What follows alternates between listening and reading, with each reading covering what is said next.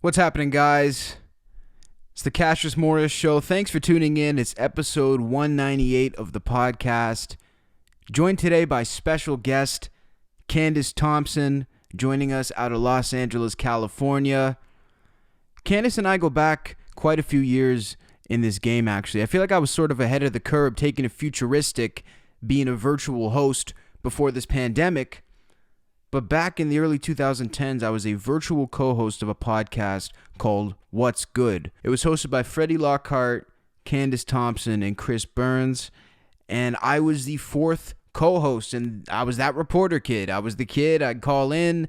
My naivety and lack of knowledge of life and of Los Angeles was pretty much the appeal of my call-ins. And I think it always served to spice up the show and make it fun. Good times always talking with Candice and Freddie on the podcast, and even better times reconnecting with her. Make sure you go check her out on social media at Jokes by Candice on pretty much all handles. She has a new podcast coming out, which is in the works. Also, for this podcast, I'm trying to build up my subscriptions on YouTube and RSS, so please make sure to subscribe at youtube.com/CassiusMorris. Spotify, Apple Podcasts, Stitcher Radio. Hit that subscribe button and leave a comment or review. Let me know what you think about the latest content. And with that, let's get into my podcast with comedian Candice Thompson. Candice Thompson, thanks so much for joining me. Thanks for having me. 100%. This is crazy. So I got to get it right off the top for people who don't know. Yourself and Freddie Lockhart hosted the podcast What's Good out in LA. You guys were really the first people out of LA that really gave me a shot to like do something regular on something established in LA. And I remember I was so naive and young because I was like, Freddie one day said, yeah, we got my friend Tony Hinchcliffe coming in to fill in. And I was like, Freddie knows Tony Hinchcliffe? But it's like, Hilarious. of course you guys knew Tony Hinchcliffe because you guys were all kicking it at the Comedy Store. Yeah. What types of memories do you have of those days? Like, do you spend any time really thinking about that now, or is that just a past memory? I mean, you mean of just of the Comedy Store since we can't Well, of perform me anymore? In particular, no. Or of you? No, or just actually, of the show? Yeah, no, I just mean, of those times, you know. those were some great times, and I feel like it was so long ago. It feels like another lifetime ago. But that you said you were new and like didn't really know the industry. That like even I at that point was still like kind of new. I didn't start really grinding in comedy until 2010. So that's when I started going to the Comedy Store and started meeting all these people. But yeah, no, those were. I mean, I know we joked about saying you and Freddie and we were your parents because we were all just light skinned, super light skinned. Exactly, you're like the light skinned Partridge Family.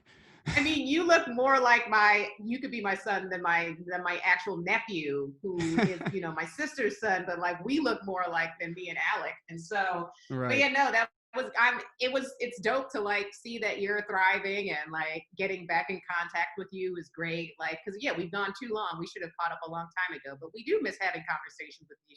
I just had Freddie on my podcast not that long ago. Nice. And I'll have you on too. Yeah. That'd be great. Yeah, I'd love to come on. Of course. That's crazy. And I mean, to think about Freddie, the path that he's been taking, I mean, with some of the police work and stuff, that's pretty insane. I would have never seen that coming personally. Yeah, no, me neither. I don't think he's too involved anymore. I mean, I know some stuff has changed.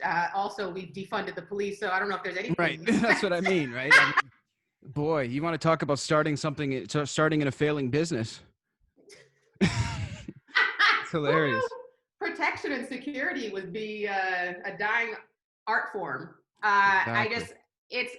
That whole thing started with the defund the police, and I was really like, I get where that came from. And I was even like championing, like, because I know the LAPD had like a ridiculous budget, like a ridiculous. And I was like, there's no reason why they need that much. So for sure, in my head, I was like, defund the police, but like defund like just some millions, take away some millions and like allocate those to other community resources that are better equipped to handle like mental illness and things like that.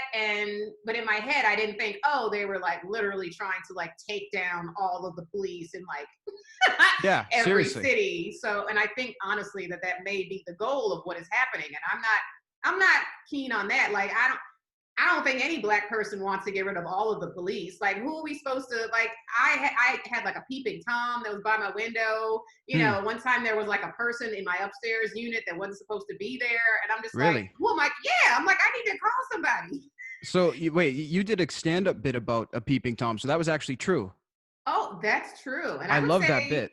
thank you so much. Yeah, that was one I used on my first late night when I did the Tonight Show. And thank you. That was based in most jokes are based in truth. We Hmm. will there's some hyperbole. We'll like add on little details and stuff, like just to make it obviously funnier, building tension. All that's good for a joke. But yeah, no, that was a real thing. I had a guy come to I taught Rogan asked me about it on his podcast. He was like, that was real? I was like, yeah. Like there was a guy Wow. who came to my window and was like whispering things to me in the middle of the night. And he did it a few times, but the one time that I never saw him, but I had one time, it was super early in the morning when my neighbors like saw him. I have a next door neighbor. Um, and then I have an upstairs neighbor at the time, not anymore, but they were both awake and outside for some weird reason because the universe tries to protect me. And they both saw a guy like behind, like right by my wall in my window. And by the Jesus. time by the time the cops got here, he was already gone. Like the same time when I called the cops on him, he was gone. So I still to this day have no idea who that That's was. insane. So that's an actual true thing. So, and Yeah, I mean, I do kind of want to touch on it because I feel sort of disconnected from it in terms of where I live, because where I live, we get waves of this stuff. Like there was some protests even here in Canada where I'm at about George Floyd, but it comes in waves after the initial hit in America. So it's not as direct. Um, right. is there, are people directly still trying to defund? Like, is that a big topic as much as it was a couple months ago in LA?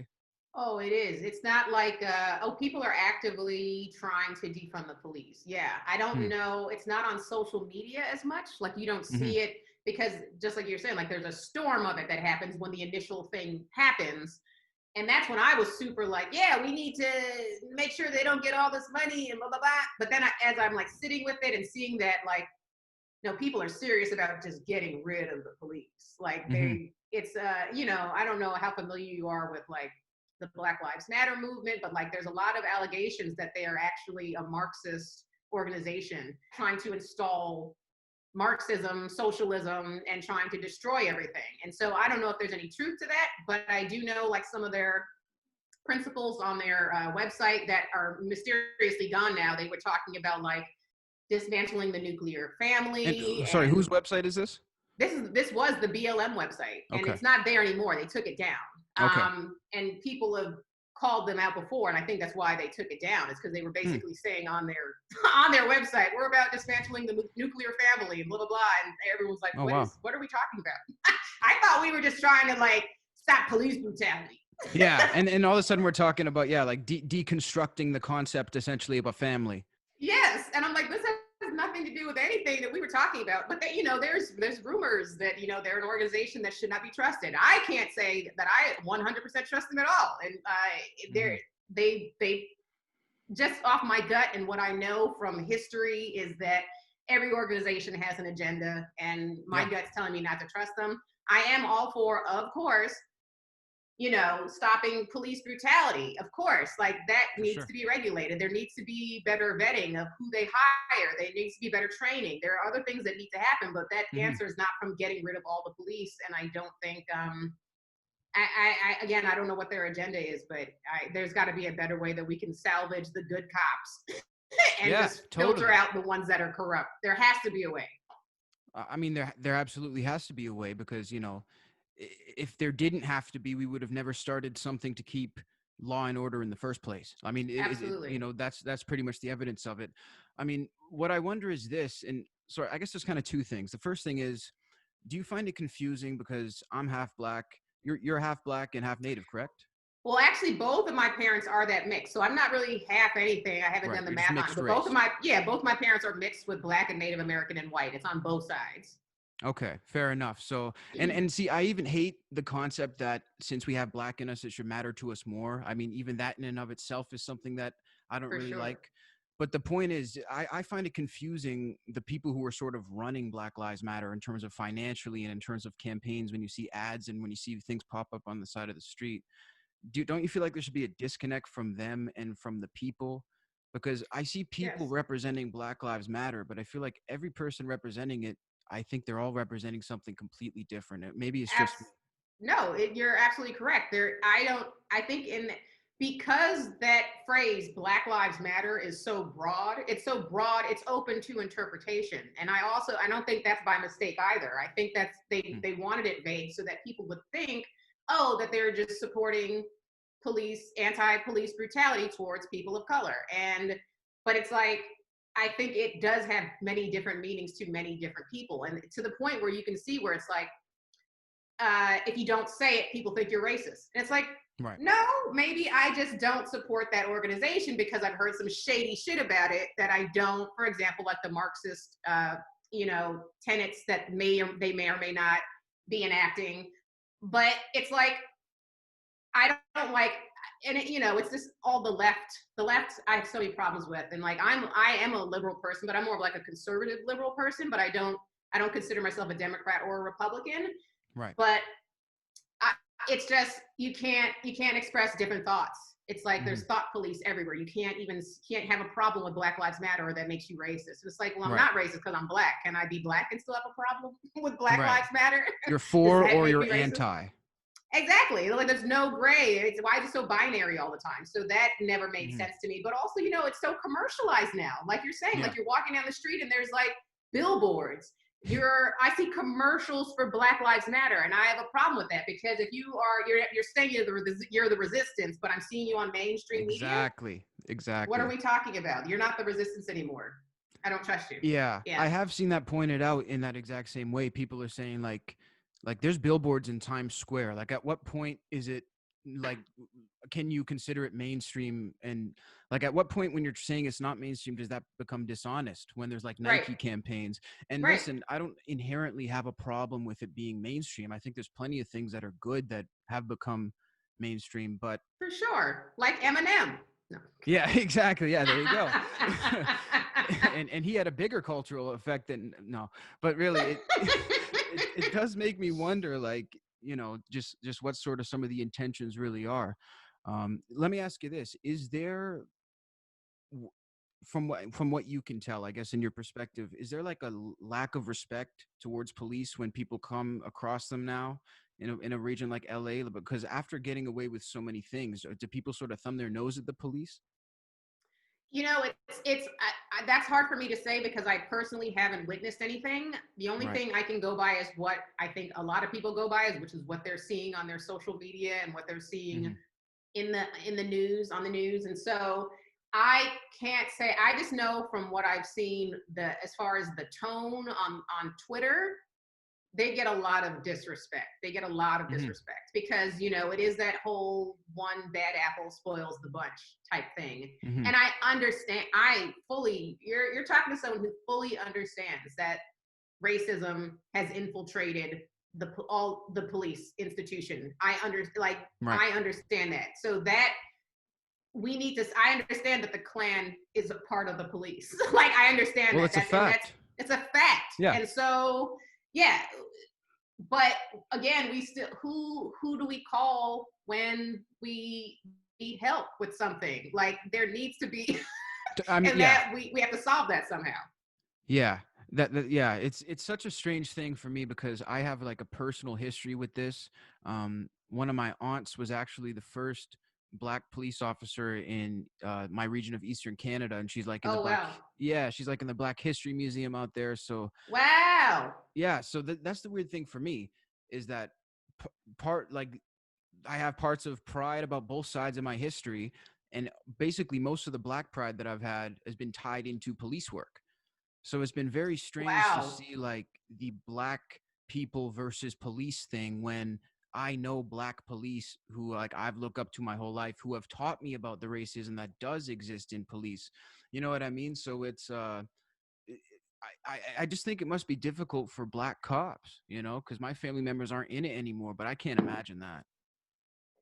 It has to be. And then immediately comes to mind when you think of, not you obviously, but like people of my age group, Black people at least in my age group, I think, and older, they think of, when they think of a black cop, because now there is this stereotype tied to cops just being so corrupt, they think their first, at least my first image I remember of a black cop, I think of Boys in the Hood, Right. that black cop that hemmed them up outside and was like on the cop car, and he was just as bad, he was just as racist, he was the Uncle Tom, he was the coon who was just, you know, seeking white validation and falling in line for his own personal gain, and he's a sellout. And so I think that a lot of people, especially black people, think that that's a lot of black cops as well. It's like they can't be trusted either.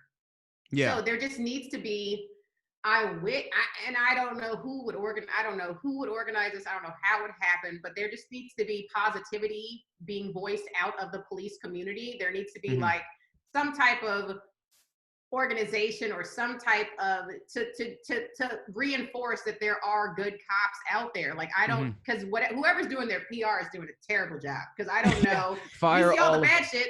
Yeah, we see all the bad shit all the time, and that's by design. Like the media just wants us to see the bad shit because they want us to live in chaos, and they want us fighting one another, and they want racial division throughout the country so that, you know, divide and conquer for whatever their agenda is. And so there needs to be an outlet so that we can hear positive police stories, because we're not hearing any of them.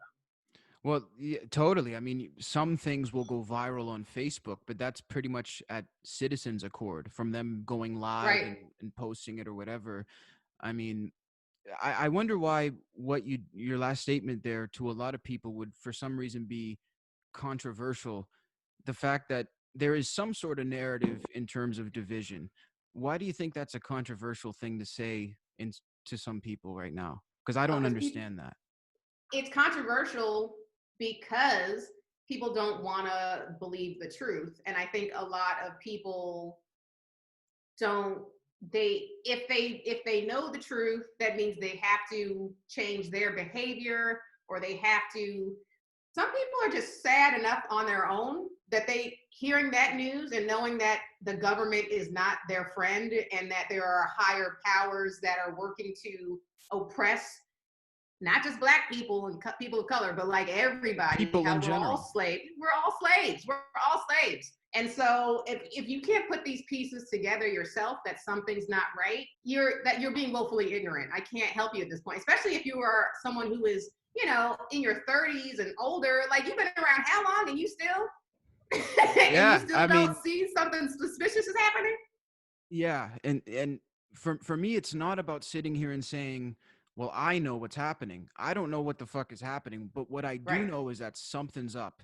And I don't think it takes a genius or a scholar or an expert in any one of these fields to simply take an objective look and say, something's just not adding up about this. But for some reason, when you say that, like I've had people in my immediate life walk out of rooms for me just simply expressing that I feel like something may be up in terms of the news. Yeah.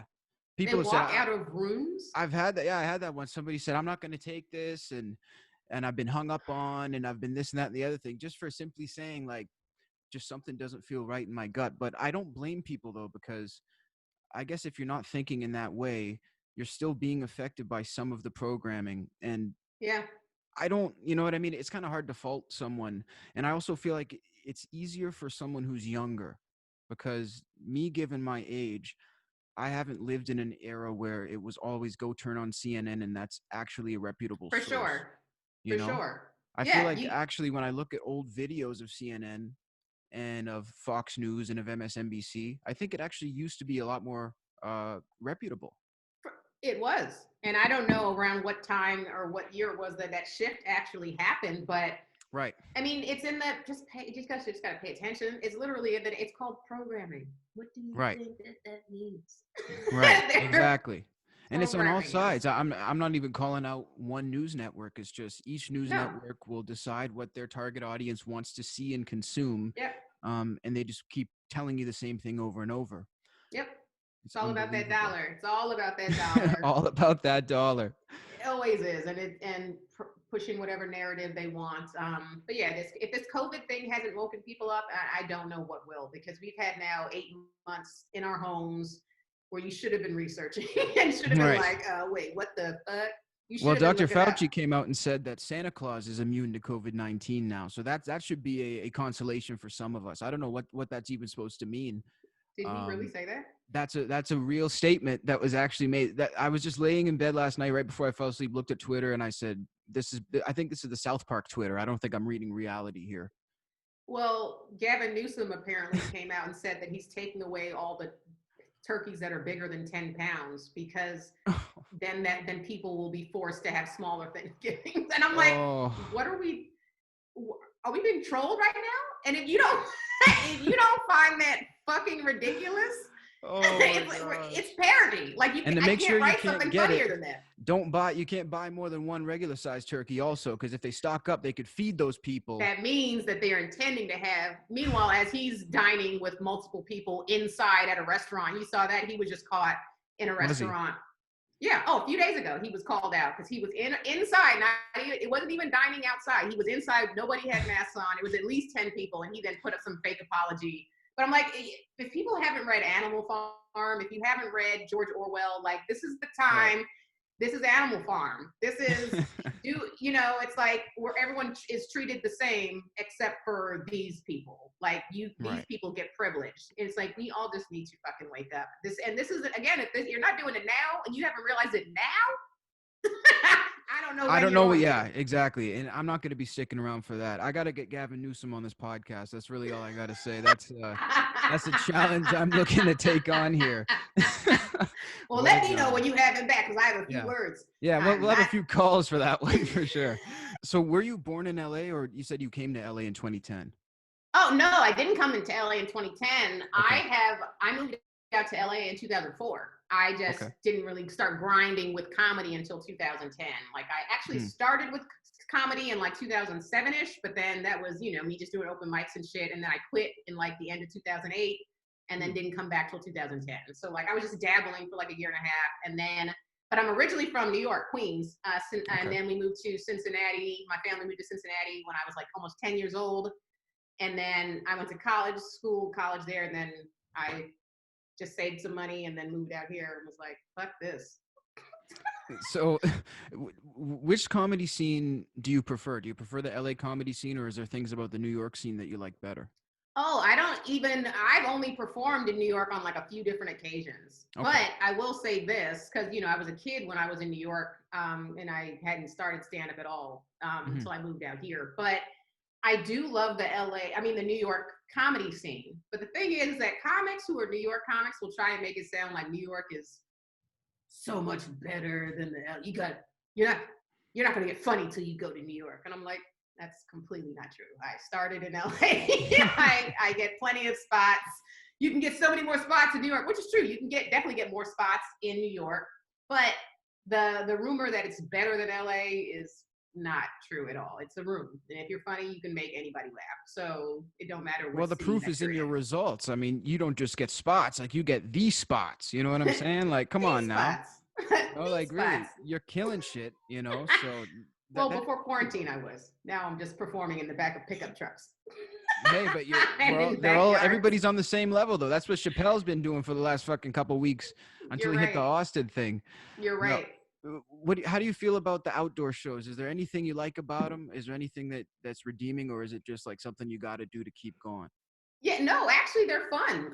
If they're done properly, so where you don't have to stress out about catching something on the way home, but like if people are doing it right, they have all the sanitizers there and the crowd is socially distanced. So it's just the only part sucks is like, of course, now that it's getting a little bit chillier, especially for in colder climates, those cities, it's got to suck for like New York when you were performing outside. Now it's freezing outside. So that's got to suck. But luckily in LA, it's not that bad. Like it's chilly at night, but I can still wear a jacket and perform. Sure, and then there's also like the fact that there's no acoustics. So like laughs get lost. So like, even if there's a crowd of like 30 people, it's not going to sound like a crowd of 30 people inside because, there's the vastness of what is outside that it's just not, you're not going to feel that energy. And that's what propels our sets is the energy from the crowd. So unfortunately you have to deal with that, but the ones that I've done have all been great. I have not yet done one where they have the car, people are performing in like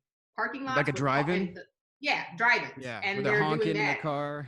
Yeah, I haven't done that yet. I have no desire to do that, and I also have no desire to do a Zoom comedy show. Like I've never done stand-up in my No. house to people on my computer. It's weird, and I refuse. I would agree with that. You know, I went through all the phases of this throughout having comedians on through this past year, and I kind of considered it in so many different forms, but I just think the Zoom comedy, I mean, unless you're getting like well paid, like how much attention does a person need? Like at a certain point, like I don't understand the mentality of that.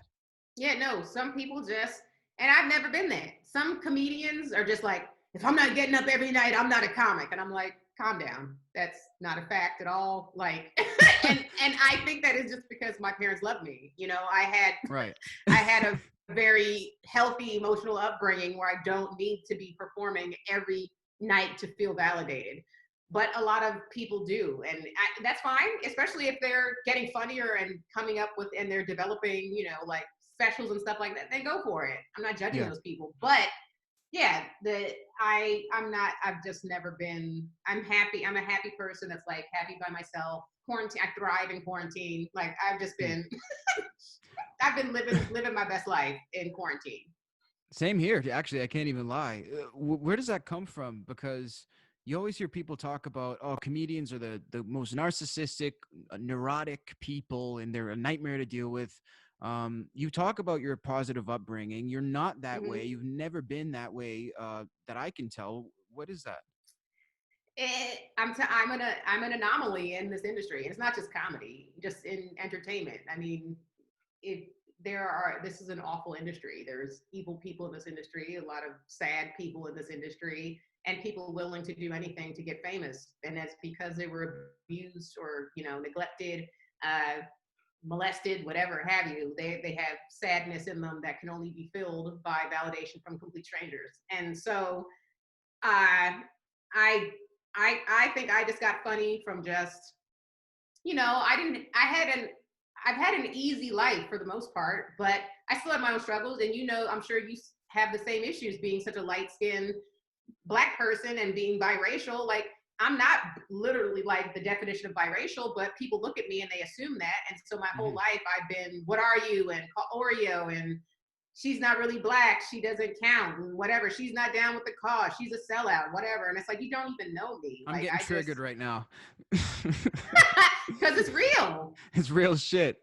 It's real. And it's our blackness gets dismissed. I'm sure your whiteness gets dismissed. It's like, Hmm. I can't both these things exist, and I'm just a person. And I it's so that's where I felt uncomfortable everywhere I went.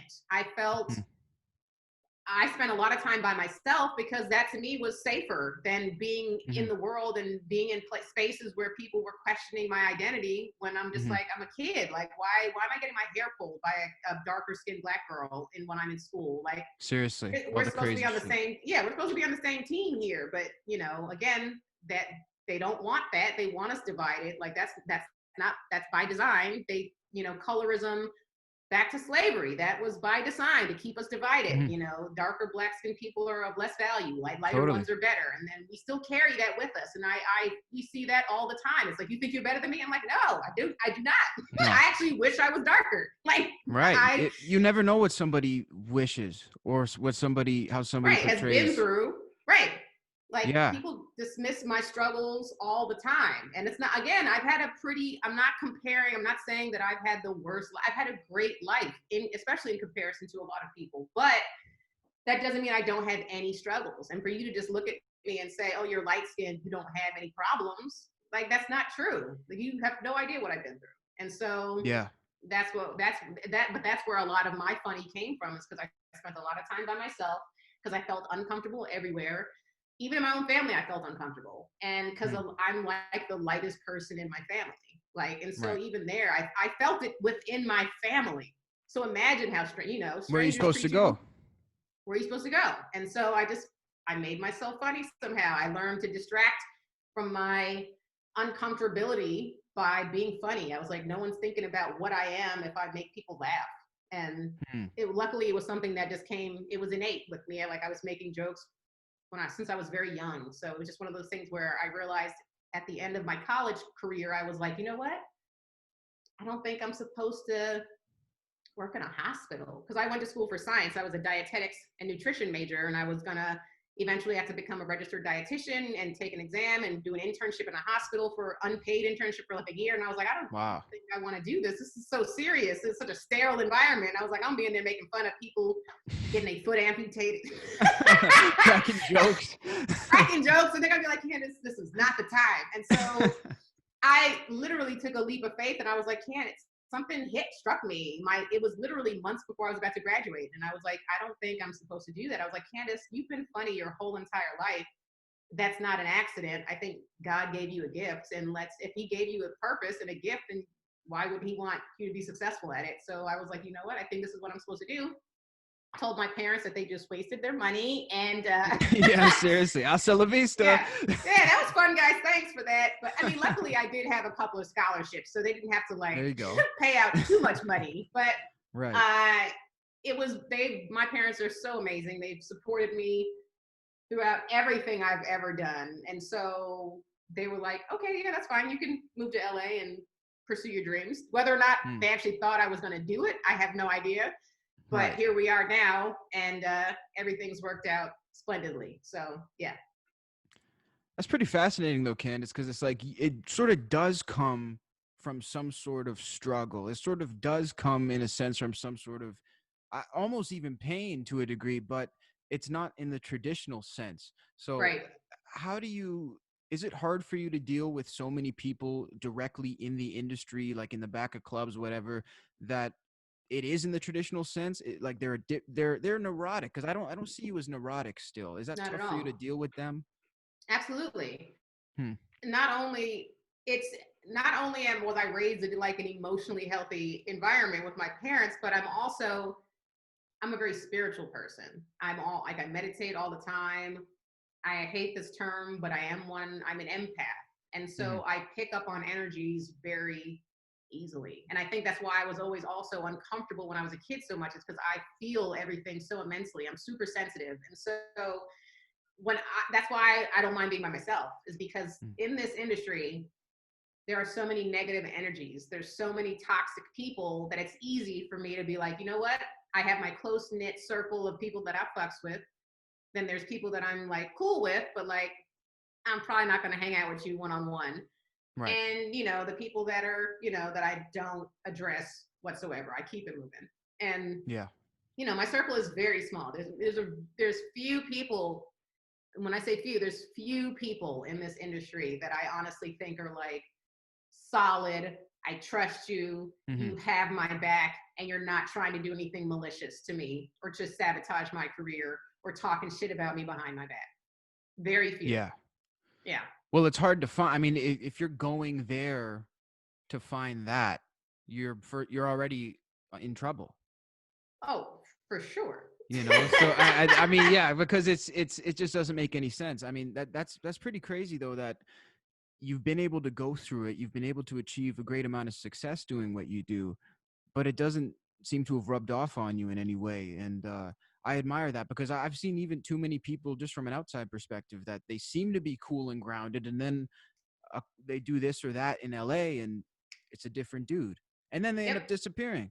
It's sad, again, which is why, and like I said before, I'm a spiritual person, man. If you're not whole on the inside and know who you are, you can get manipulated and caught up so quickly out here. Because all it takes is whatever that hole was there for, whether, again, you got neglected or you were abused or you feel empty inside, whatever that hole is from, it'll get filled. If you don't realize that you need to fill it yourself, it's going to get filled with something else externally that could lead you in any direction. And then as soon as that thing is gone, you're worse off than you were before, because you never healed it properly. So it's like a drug. Like if you get out here and you get a little bit of fame, and then it goes to your head, and then you can't book something, and that thing goes away, and then you can't book something for the next, you become a miserable person. You become a very bitter, you take it out on other people, and people don't understand that the energy that you put out is what you attract. That it's literally one of the laws of the universe, and it's fact, like it's science. When people say you can't, it's not tangible, It is. This is literally science. The energy, we're all vibrations. So whatever you Mm-hmm. put out, you get back. And so the person you need, you can get mad at the networks and the executives and the comedy bookers that are fucking with you, but you refuse to get mad at yourself for your own behavior and Right. why nobody's fucking with you. Like This I know person so is the many people common like that. denominator, but everybody else is wrong somehow. Exactly. The That's a level beautiful thing. yeah, the level of unself-awareness in this industry is, I mean, just in the world is crazy, which is why I'm saying, like, if you've been in quarantine this whole time and you haven't learned anything about yourself or taken the time to do any self-discovery, you've wasted all this time. That's what this was for. Like, this happened True. for a reason. And I Yeah. feel like something huge is happening right now on a spiritual level. Like, we just need to brace ourselves, because I think the worst is still coming. But like, if you can't handle what's happening right now, it gonna get worse, at least for a Yeah. minute. It's not getting We all better have on to New deal with it. Year's Eve. I'll tell you that much. No, That champagne ain't no. doing shit.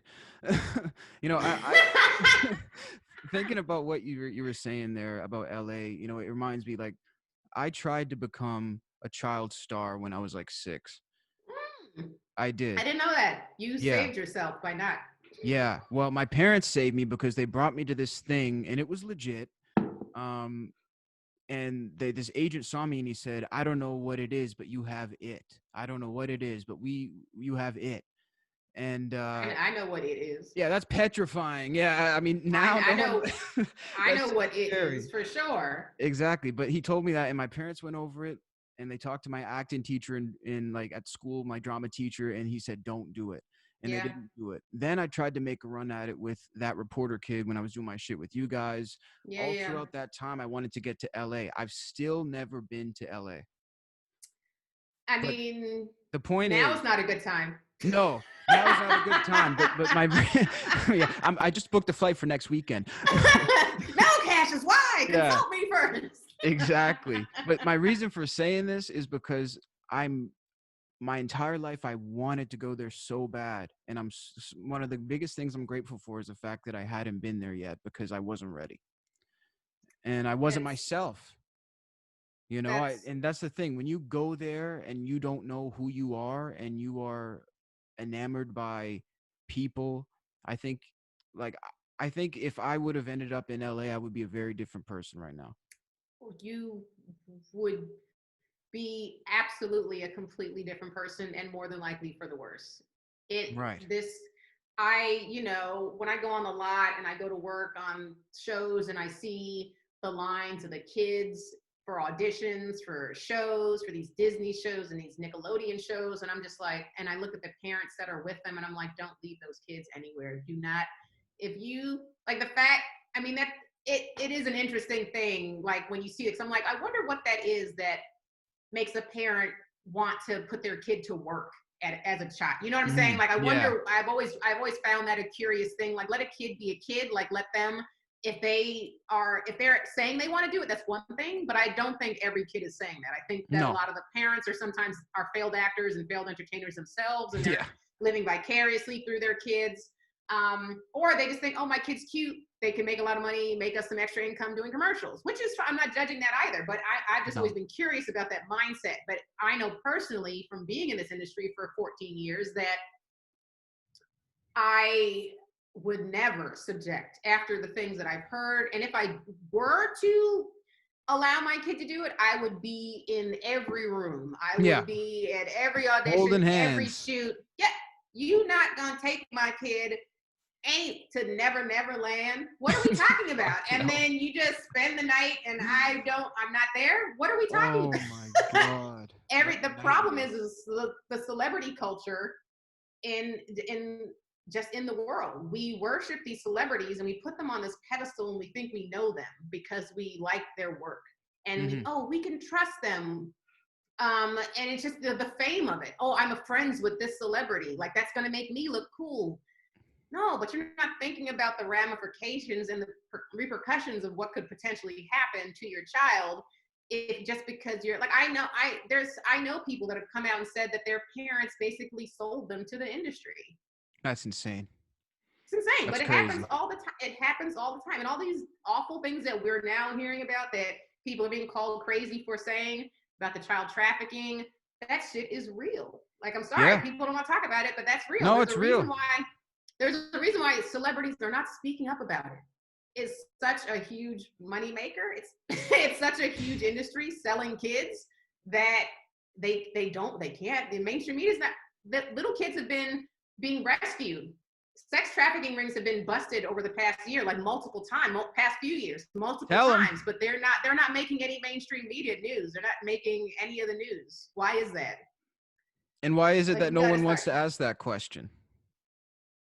See, that's the thing. Talking about it. That's why I wanted to move in this direction, and part of why I wanted to have this conversation with you, because I knew we could open it up and talk about some different, interesting shit. Because I mean, I feel like in this day and age, like we could have done a whole hour here or whatever talking about comedy, and that would be entertaining. But there's so many real life things that I think are so pressing right now. And if we have a platform where we're sitting here with mics, I feel like it's almost absurd not to talk about something. Not to talk about it. But I understand why people don't, because people get the outrage and the backlash, people calling people crazy. And I'm like, why can't we just talk and have an open discussion? And if we care about people so much and we care about kids, like why is this such a taboo subject? Totally. I don't, for the life of me, I can't figure that out. I can't. Let me ask you this. Did you ever hear anything about Bill Cosby before it came out publicly? Oh, yeah. I mean, you did.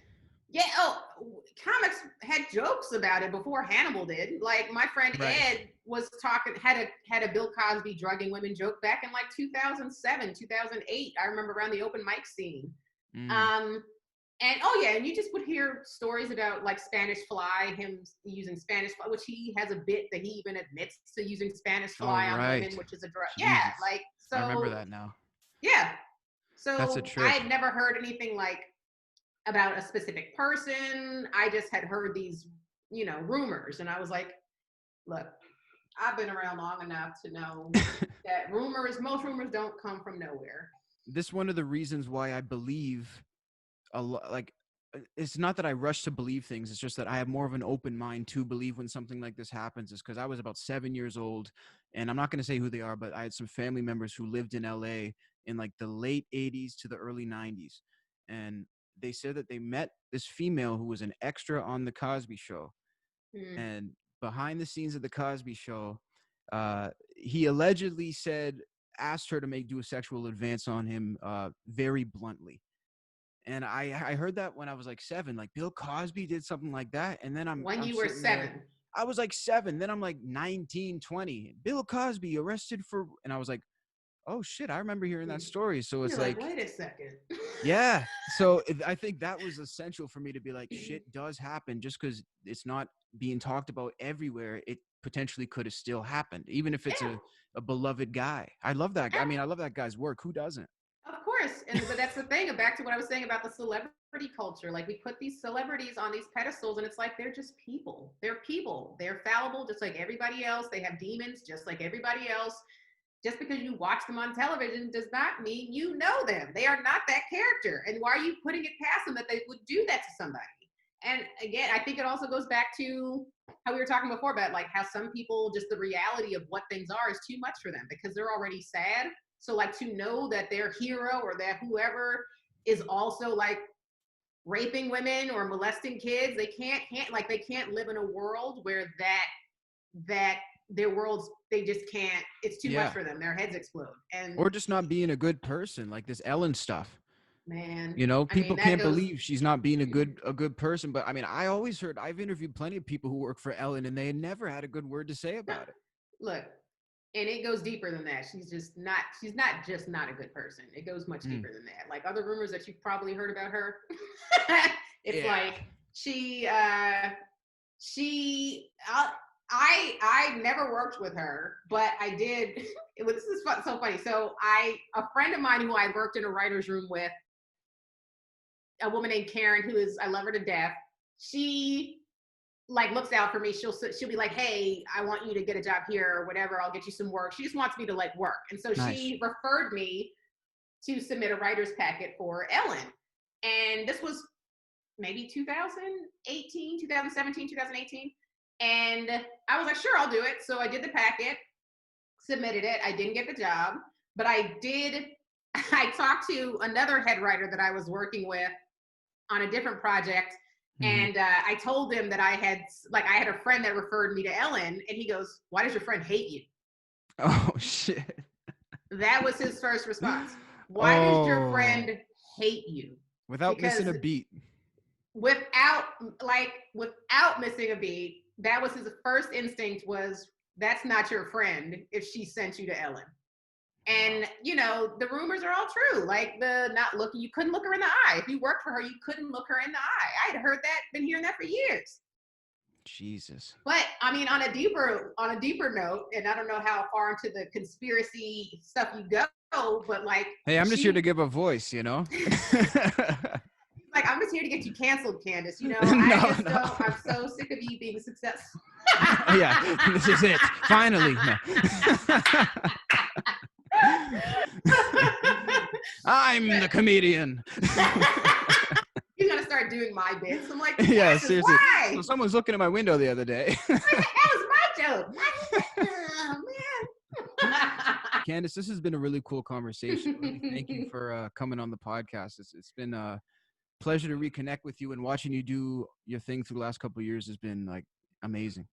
Thanks, Cassius. I mean, this Absolutely. was delightful. You Totally have grown into such a handsome and professional young man, and I would like to say that I take credit for 95% of that. You're right. Well, 50-50. I've been the best deadbeat mom that any young man could ask for. I'll be waiting on those support checks here. We got about 10 years back date. God damn, I've been eating toast.